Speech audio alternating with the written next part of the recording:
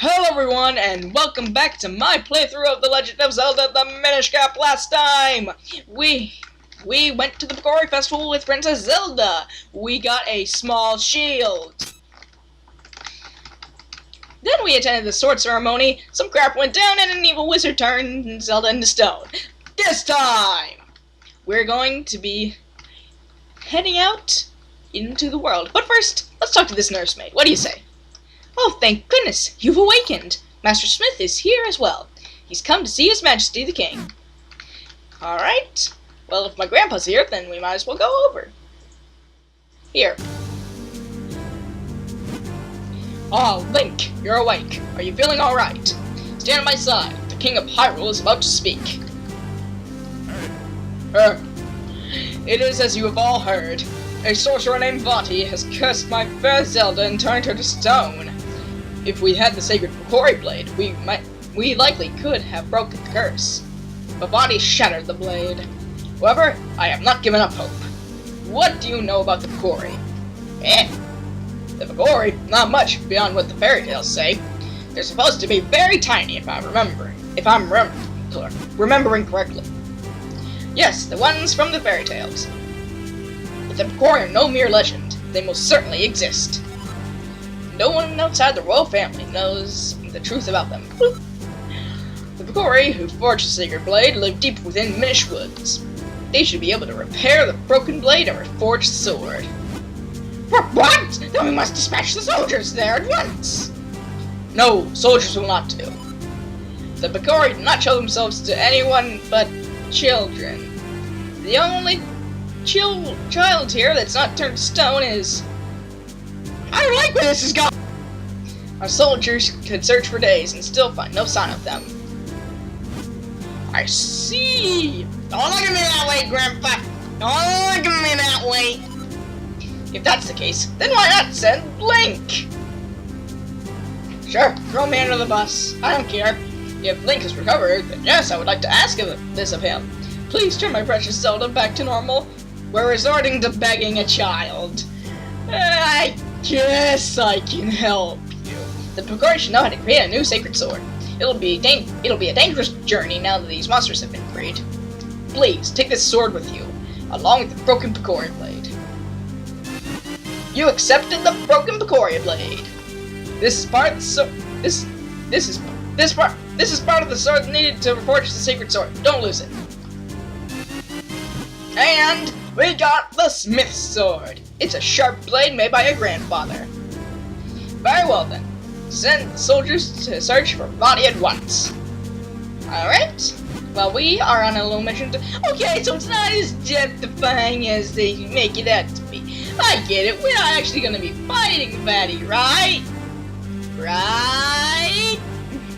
Deep within Minish Woods, you will find a place called Deepwood Shrine. Once, humans and Picori shared that shrine as a meeting place. I think it would be best if you start your search there. Take this map with you. If you get lost on your way to the forest, simply check your map. Just press start and then L or R to open the map. I've marked the location of the forest for you. Good luck and be careful. You got the map of Hyrule. Wow, 3 items in one cutscene. Now you'll never get lost. And there's where we need to go. Quite a distance. I'm counting on you, Link. Only you can break Vati's curse and free Princess Zelda. So, now that we have gotten out of the necessary cutscenes, I think it's time to go over something that I've not really touched on. Well, I have touched on it, but we didn't have full control over it. Until now. Just let me get out of the courtyard. I just want to go over the controls. Well, obviously you know that you rock around with the D-pad, and you have certain buttons assigned to A and B. Yeah, we can. Okay. Alright. If we press start, we'll open a menu. Right now, the only items we have are the smith's sword and the small shield. But as you can see, we're gonna be getting a lot more stuff as per Zelda tradition. So if we go down here, we can save. I'm not gonna save because this is a recording, and if things go wrong, I want to be able to just take another take. It's what you do. This is quest statuses. We don't really care about this at the moment, and of course this is the map. We can look at any area we've explored and see a complete map of it. And this is gonna be fleshed out a little bit more. Let's see, we can see the position and where we need to go, both on the big and mini maps. But I think that's enough explanation for now. As you've already seen, we use R to roll and the L button. They're used for navigating. It's used for navigating menus and just it's for another thing later on. Also, our sword. Our sword damages enemies, but unlike in previous games. Okay. Yes, our sword will cut down grass. As per Zelda tradition, must kill all the grass. Oh, those are crows. They'll just swoop down at trees and snipe you. These are Octoroks. They're octopi that shoot rocks. Simple enough. Luckily, these are not as frustrating as they are in Breath of the Wild. They die in one hit with your weakest sword, the Smith's sword, as do the crows. You got 1 rupee. It's great. Don't spend it all in one place. We're just now getting 1 rupee. Man, I have a good feeling about this. But if I can find a good place to show it up. Yes, instead of simply doing a little stab attack, instead of doing one square of damage, like, I can hit this Octorok from there. Yes, your sword's hit range has been greatly increased in this game. I mean, it was in the Game Boy games, and yeah, this isn't exactly the first time, but it's a big improvement over the original Zelda, at least. You can also hit things that are coming from the side that you are not facing, which makes sword combat pretty much a breeze. But honestly, enough with my tutorials. We can't go back through to the castle town the way we came, because this guy, the name is Matu. I'm head carpenter around these parts. King of Hyrule himself has entrusted me with this project. See, that sorcerer's attack tore things up pretty bad around here. You know, kid, you shouldn't be playing anywhere near the construction zone. So we can't go there because they're constructing stuff. Fair enough. But if you remember right, our sword can cut down small trees, which allows us to open these back. See, we're getting stronger. And another capability of our sword, which I don't think has been in any other Zelda so far, we can block enemy attacks, both melee and range, as you saw with the Octorok Rock. That's redundant.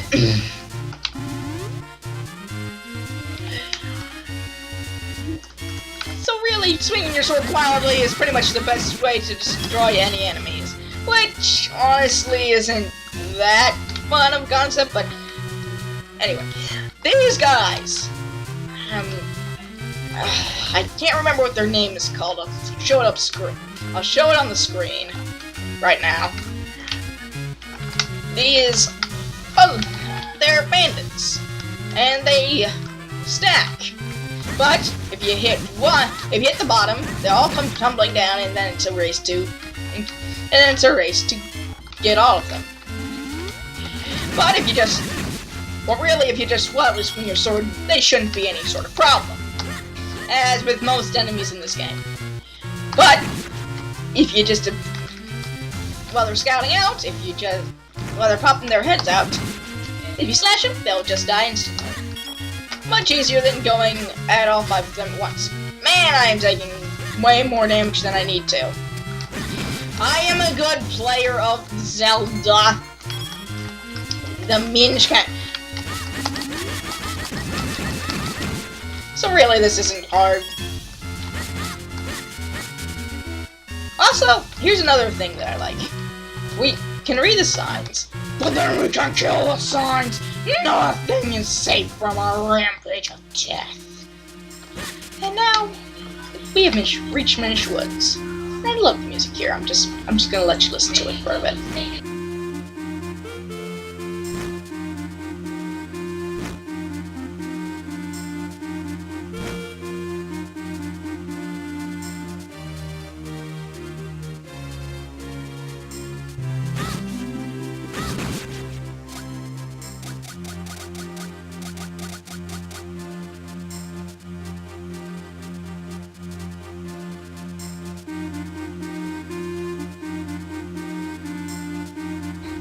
Alright.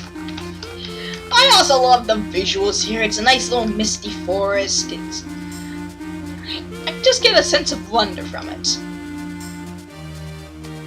Anyway, if we progress down the trail, we will see, oh, cool, a tree stump. Why do we do backflips along to it and off of it? I don't know. That's how Link jumps. That's how Link jumps. He just backflips everywhere. That seemed terribly inefficient. But if we go here... Help me! Oh. Ouch! Won't someone stop them? Ow! Help! Can't anybody hear me? Oh, good. That was right next to me. And the things that you've been seeing. Things that look like little green punching bags. Those are choo-choos. I guess a staple of the Zelda series. Really, you'll see a lot of familiar faces going into this.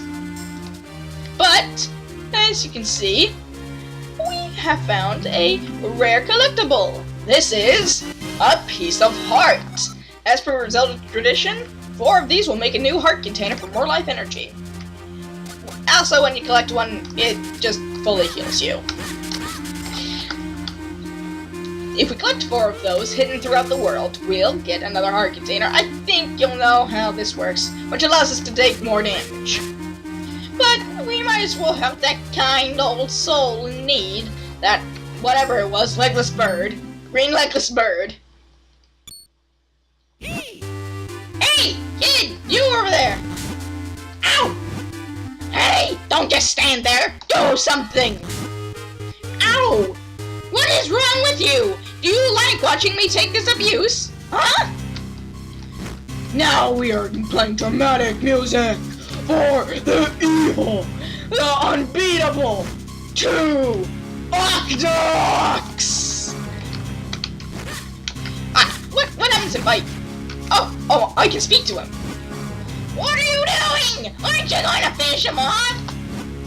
Okay, if I talk to him twice, it just... Okay. I love it how you can just talk to him. God, it's not that hard. You just need to get a sword. Phew! Hold on! That was close. Not that I couldn't handle it myself. Then why were you getting pummeled? But that's besides the point. What in the world is a lone child doing this deep in the woods? Oh, I see. The Picori, you say? And Vati? Vati's cursed someone. What? The sacred blade? Is this so? I see. You know, you and I have quite a lot in common. I don't see much in common. You have no feet and I have feet. I'm not a bird who's perpetually flapping his beak. You see, I too am on a quest to break a curse of Vati's. And you say that reforging the sacred blade can break his curse, eh? Well then, you found yourself a companion, my boy! My name is Eslo. It's a pleasure to make your acquaintance. So, now we have gained a companion, and let's go! Hey, wait, I say! You walk so quickly, too quickly in fact. Can't you go any slower? Surely you've noticed I have no legs. Fine, I'll go slower. Boy, take a good look at me. Do you really think I can walk that fast? Fine, I won't move, like, at all. Surely can walk this fast. Yeah! If it isn't one thing, it's another. You're a troublesome boy. Shut up, Aslo. Boop. There! Now you can't possibly leave me behind. My. It's quite comfortable up here. More comfortable than it looks, surely. And much easier on me. Hey, quit your squirming. Can't you sit still? See, there. Ah, yes, that's much better. Now, I suppose a boy like you still has much to learn about the world. If you ever need an insight, press select. I'll be happy to help. Ah, such a hopeless child. Well, excuse me, Mr. Has no legs. Mr. Has to ride on my head. And it conveniently looks like my cap. We now have completed Link's outfit. You didn't think we'd go around bareheaded, did you? Anyway, he said that he'll be happy to help us anytime, so I might as well just hit select and see what he has to say. What? I haven't even had time to settle in, and you're already bothering me? Deepwood Shrine lies obviously enough deep in the heart of these woods. So says my superior intuitive sense. Now, get a move on. Wow, so much for being happy to help. Hold on for a moment, my boy. We've stumbled across something important. You know it's important because it's got glowy particle effects. The world of the Minish is very small. You're far too big to meet them now. Eh? Who are the Minish? Ah, yes, silly me. Allow me to explain. You humans call them Picori, but they refer to themselves as the Minish. That's not confusing at all. Strange how in the world of humans only this forest has kept that name. Anyhow, deep in the forest they built a tiny village where many now live. But if we're to enter the village, we'll need to make you a touch smaller first. Look at that. At first glance, it appears to be a mere stump, yes? No, that stump is a portal used by the people long ago to adjust their size. With my help, you can use it to shrink down to Minish size. This is one of my favorite mechanics and what makes this game, in my eyes, so good. So good. Not good. I tried to say great and good in the same sentence. In the same word. Just stand on that stump and press R to shrink. See, this stump wasn't useless. We just didn't have the right companion to make it useful. To return to normal, stand next to the stump and press R. Get me up there and we'll have a try. So, whenever this sound plays, you can pretty much be sure that there's a portal here. And you can be sure by glowy particle effects around it whatever you need to do. We press R, and Desmo does a little dance on her head. And boop, boop, boop. We're Minish size now! Shrinking down is one of my favorite mechanics in this game. Welcome to the world through the eyes of a Minish. Now, aren't you glad you saved me? No need to thank me. Portals that reduce your size are all around, in different shapes and sizes. If you want to return to normal, stand next to the portal and press R. But there's one thing you must know. Being Minish size is full of dangers.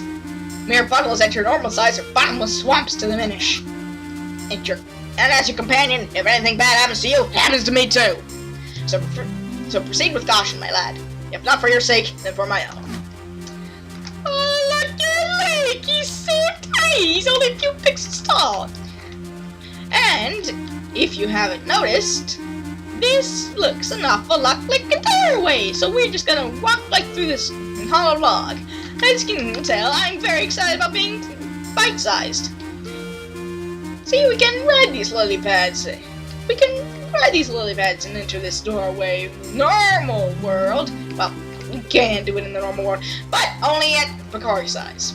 Minish size. Whatever I'm calling them. I can flip-flop between the names, because it refers to the same thing. So, now we're in Minish Village. It appears we have found the Minish Village.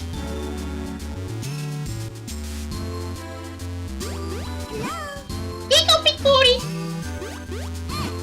Pico Picori! Pico Picori! Pico! some time since I saw a human. What's that? You didn't understand what they were saying just now. Ah, yes, that was the language of the Minish. It's a little different from the dialect I'm most familiar with.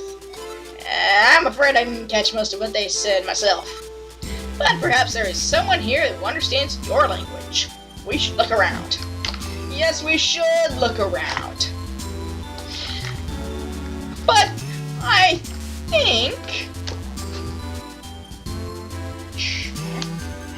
Yeah, I think we're gonna end it off for this episode. So, next time, The Legend of Zelda, The Minish Gap.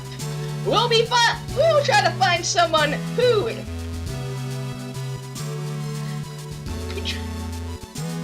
We'll try to find someone who speaks the human language, and maybe just get around to entering our first dungeon. See you guys then.